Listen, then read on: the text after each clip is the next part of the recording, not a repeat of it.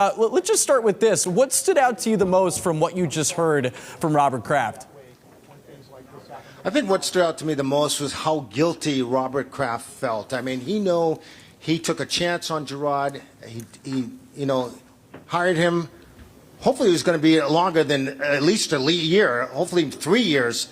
That looked like it was going to be his contract, and all of a sudden it was done. And it was done in a heartbeat of a moment after the last game. An hour later, he was gone. So he's owning up to that. He knows that's on him. He's feeling guilty about that. But he saw how this team regressed. He saw how this team went backwards, and it bothered him. He also saw the people in the stands that, you know what, less and less people were coming to the game, and it hurt him in the money department. When it comes down, this is a business. The Krafts are business people, and it comes down to that. So the players in the locker room, I was inside the locker room, they were, felt bad for their head coach. They stood behind him all the way to the end, but the Krafts felt they wanted to go in a different direction. Steve, I thought the quote, "I put him in an untenable situation," was pretty fascinating there from Robert. What do you think he meant by that? What he meant by that is that he knew that there wasn't a lot of talent on this football team. And he took a guy that had no head coaching experience, and hoping that they were going to at least see this team improve. They only had 4 wins last year. They thought, especially after they got off to their first win of the season was their first game of the season, all of a sudden they thought this team was going to improve, and instead it went backwards. So that bothered him the most. But they also know that he thought that Jerod was going to be able to respond, but the media came about, and all this played a huge part in all this, and how the team responded, and they made mistakes over and over again. Steve, what was your reaction when it was asked about Elliott Wolf and Alonzo Highsmith, that they will be involved in the coaching search? That was the next question from a lot of people. Is Elliott Wolf going to stay on? What was your reaction to that?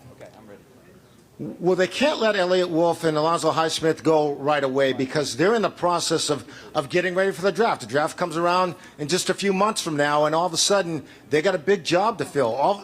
They had the #1 pick. They let that go. Now they got the #4 overall pick, and now they have to figure out, are they going to trade down, acquire linemen? This team needs a lot of help. They got to stockpile some talent around Jerod Mayo, and they got a long way to go. So they don't want to.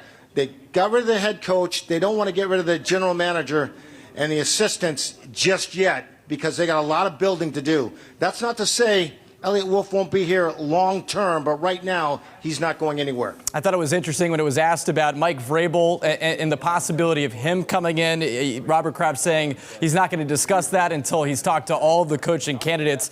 How likely, though, Steve, do you think he's at the top of the list for Robert Kraft and the rest of the ownership group and the front office? That's a great question. I think Mike Vrabel is at the top of the list, and Mike Vrabel is a very smart man. He knew to interview with the Jets. That put a little bit more pressure on the Patriots to make this firing happen right away. They don't want to let Mike Vrabel get away. I think Mike Vrabel, I think Brian Flores is another guy they're going to be looking at as well if they don't get Mike Vrabel. But I think Vrabel is at the top of the list. And Steve, you've gotten a chance to know Jerod Mayo as a player first and then as a coach. You know him so well.